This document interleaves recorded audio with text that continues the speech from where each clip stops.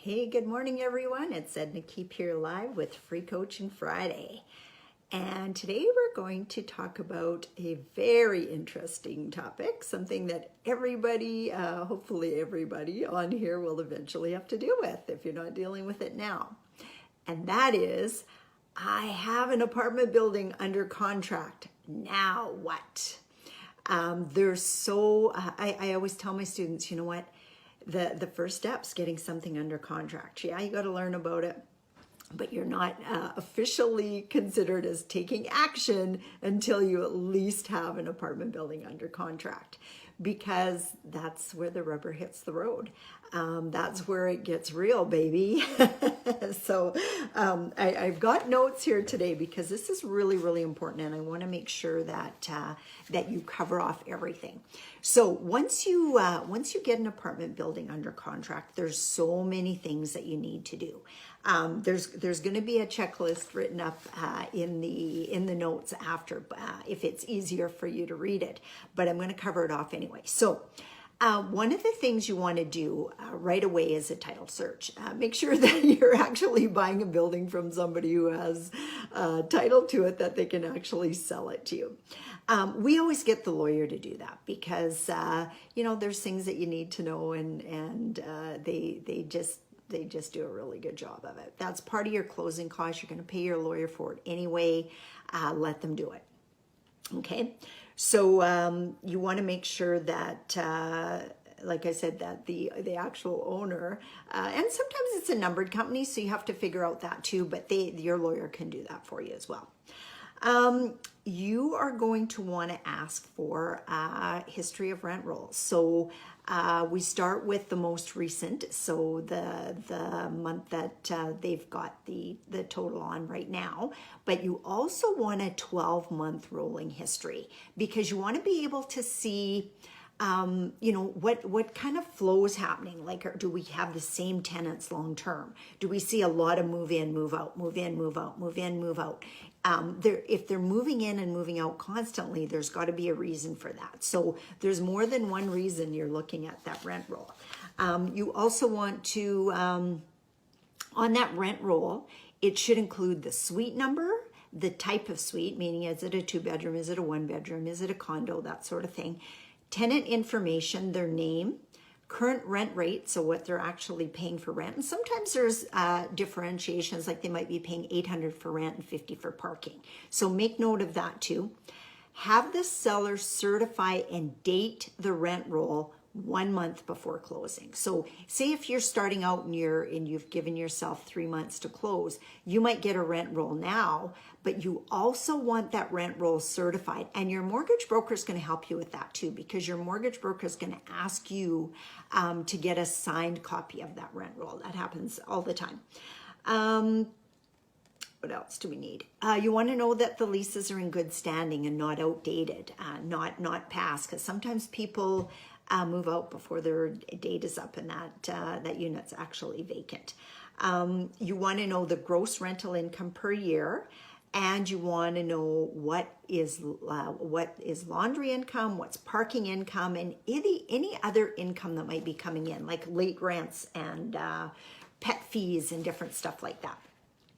You also want to know your last rental increase on all those tenants, because each province is different on how long you have to wait for before you can give a rent increase. So you want to make sure that that you've got that updated report. Hey, good morning, everyone. Nice to see you all on here. This is awesome. What else do we need? You need an income and expense statement. So that your income and expense statement, you should get a financial statement for the end of the year, but also get an update to the closest month. So say if you're closing in December, get the update till the end of November, because lots of times when people are getting ready to sell a building, there's all of a sudden a lot of extra expenses. That could be because they're fixing up their units really nice. They want to make sure that they are in really good shape for the seller to take over. And, that's not going to be an ongoing expense that you're going to have every single month. So if you see a spike get it explained. So let's say you see all along, repairs and maintenance, roughly $1,500 a month or $1,200 a month or something like that. Then all of a sudden it's like $30,000. You can bet your sweet potatoes that there's something in there that happened. They maybe replaced a bunch of windows, had some boiler repairs or replaced the boiler, different things like that. So you want to make sure that you really understand that income and expense statement. Your income and expense statements can include rental income, laundry income, parking income, any other sources of income. And then the expenses should include property management, resident manager, or caretaker if there's one, utilities, any contract obligations or services. That might be, for example, one of our buildings, we have Coinomatic laundry in there. So we have a contract with them. So we have to know what that contract is. What else do we got here? Insurance. You want to know, even though your insurance could likely be a different price, you want to know what they're paying for insurance. And if it's extra high, you're also going to want to check what's the reason for that. I know we had a water damage claim one time and our insurance went sky high for about 3 years before it went back to normal. So make sure if you're the seller or the buyer that you understand that those fluctuations happen sometimes. You want to know what your property taxes are, and of course what the repairs and maintenance are, which I already mentioned. Okay, what else? So you're going to want to collect the last year property tax billing. Actually have a statement. The mortgage broker is going to ask you for that. You're going to want to have the current year property tax billing. You're also going to want to know and have in writing if the present owner is disputing the tax notice, because sometimes there's tax increases and you can dispute that. So if that's in the process, make sure that you take that on and follow up with it. Your insurance cost and also your coverage. So you want to know not just the cost of it, but what all is covered. I know for ourselves, we like to keep our costs down by doing high deductibles. You know what? It just does not pay to make a claim on every single thing. Your cost just going up and up and up and up. You want to save your insurance for really big things. Because it'll go up even if it's a bunch of small things. So we always make our deductible $5,000 minimum. It just isn't worth it otherwise. You want the name and contact information for their insurance agent, but you also want to get a quote from your insurance agent. And lots of times that you can get a rough quote ahead of time so you can plan for your pricing. And don't take the other guy's insurance, because what I found is, as you get more and more buildings, you get more and more of a break on your insurance. And I remember one time, one building we bought, I put down the cost as $2,500 or $3,500. It was small, and mine came back at $5,000. Well, holy cow, why is mine so different? Well, it's because they had a lot more buildings than we did, so they had a lot more bargaining power. So keep that in mind. You're also going to want to have a history of the utility billing for the last 12 months, and not just their pro forma, but you can actually ask for copies of their heat, power, water summary from the company. And sometimes you can't get it, but the owner of the building can get it for you. Waste disposal as well. That used to be one that got missed a lot. And then, of course, any utility contracts to be assumed. So one, for example, that we did just recently is we moved our energy contract from Sask Energy over to another supplier. So those contracts will go with our building, and it can save you some money, good money over time. Upgrades. You want to make sure that there's a list of any major upgrading during the entire ownership of the building. You want to know what they did since they owned it to when you own it. So, new doors, new windows, new carpets, new boiler, all that kind of stuff are really major. Shingles, roof, all that kind of stuff is major stuff. Anything that's basically been completed in the last 5 years. You also want a letter from the seller confirming that there's been no deferred or undisclosed maintenance. So you want to make sure in houses, when you're buying houses, the realtor will get a disclosure statement for you. That's not always requested when you're buying an apartment building. So make sure you ask for them to guarantee that there's no undisclosed maintenance. Any other relevant information? Okay, this could include copies of any correspondence. That could be challenges you're fighting with existing tenants, any certificates, whether it's fire safety certificates or anything like that, copies of any inspections that you've had done. You know, your boilers have to be inspected routinely, your fire or your fire, what are those things called? Yeah, stick them on the roof and they beep at you. You know what I mean? Why can't I think of that name? Anyway, you'll want to know that they were inspected regularly and when the last inspection was done, when they were replaced that sort of thing. Fire alarms, that's what I'm trying to say. Copies of any work orders. Sometimes the city sends out work orders saying that certain work has to be done on a property. Make sure that you ask for that. Anything else received from any federal, provincial, county, or municipal department or agency, including the health department, the fire department, boiler inspections, and also the fire code compliance letter. That's what I was looking for when I was saying the smoke detectors were checked. Also, any chattels, you want to have a list of things that are going to be left with the property, like stoves and fridges and washers and dryers. You know, I've never had it happen personally, but I have heard where washers and dryers and fridges and stove went missing after they bought the property. So make sure that that's listed in your offer as something that you get to keep. Dishwashers, lawnmowers, snow blowers, any sheds that are there, any rug shampooers, shovels, garden tools, vacuum cleaners. And keep in mind too that, you know, they don't have to leave that. So if you want that, you put that in your offer, or you make darn sure that it's covered in there somewhere because they don't have to leave it. Miscellaneous stuff, brooms, mops, cleaning supplies. I mean, if they're selling and they've got another building, maybe they just want to move it over to their other building. But if they're selling and they're just going to garbage all that, you may as well keep it. What else do we need? Okay, reports. An example list of reports to be disclosed are your current survey, also known as the real property report, with written evidence of municipal compliance, any existing environmental, engineering, inspection reports, and appraisals. If they've got any old appraisals, you want them as well.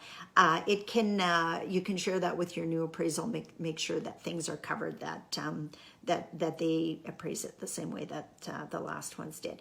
Any of the plans on the project, for example, if they're looking at condo converting, if there's a condo conversion plan, because sometimes that people have paid for that to have that done, but they've just never instigated it. So know that you can get those plans and carry them over. Any budgets that have been set up for condo plans, reserve fund studies, etc.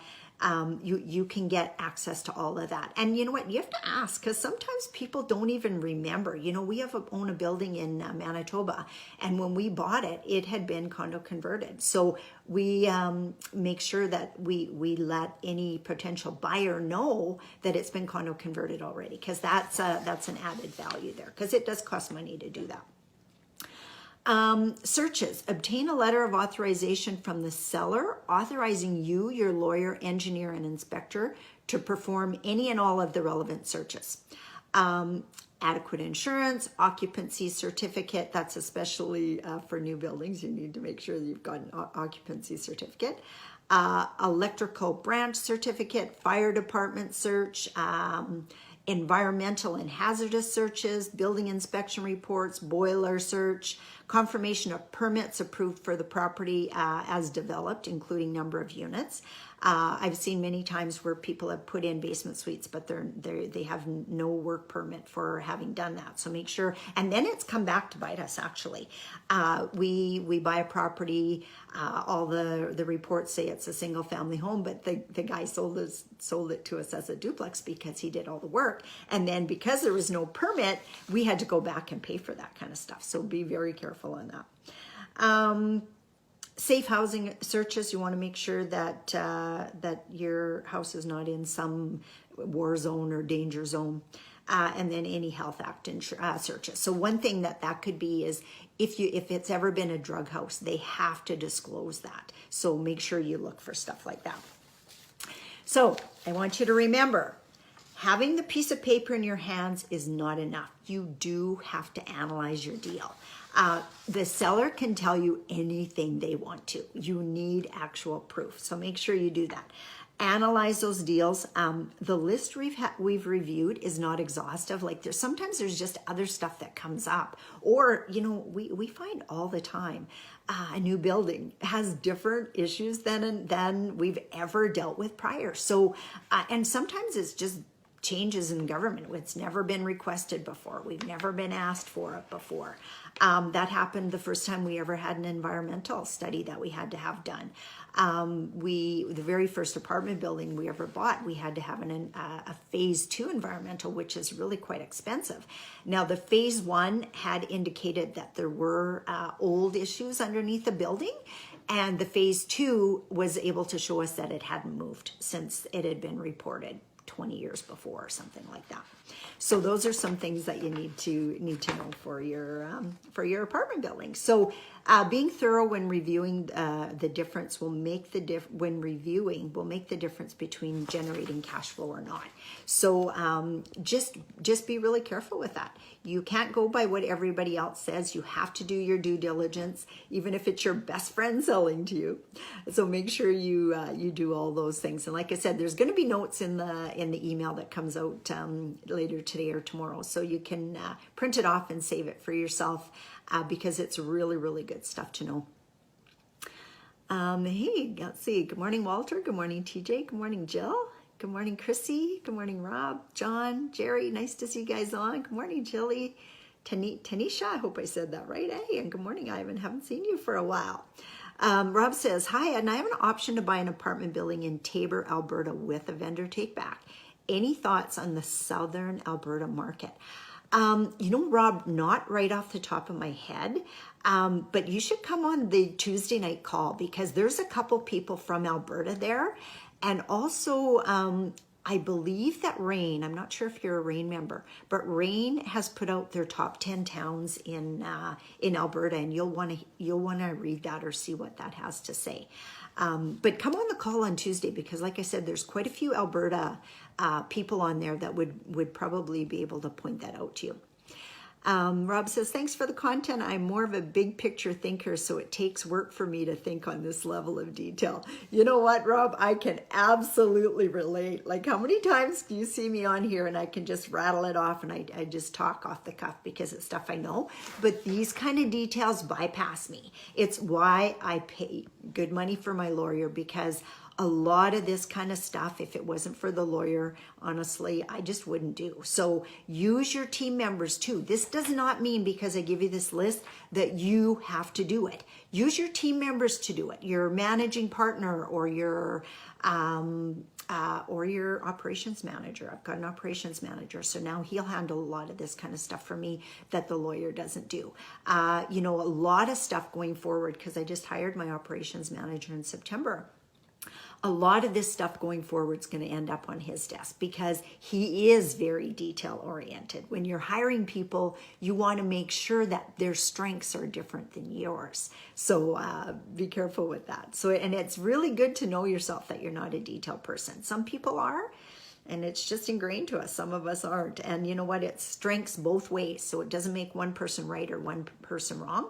That's why you need to understand that about yourself, and then be able to build your team around that.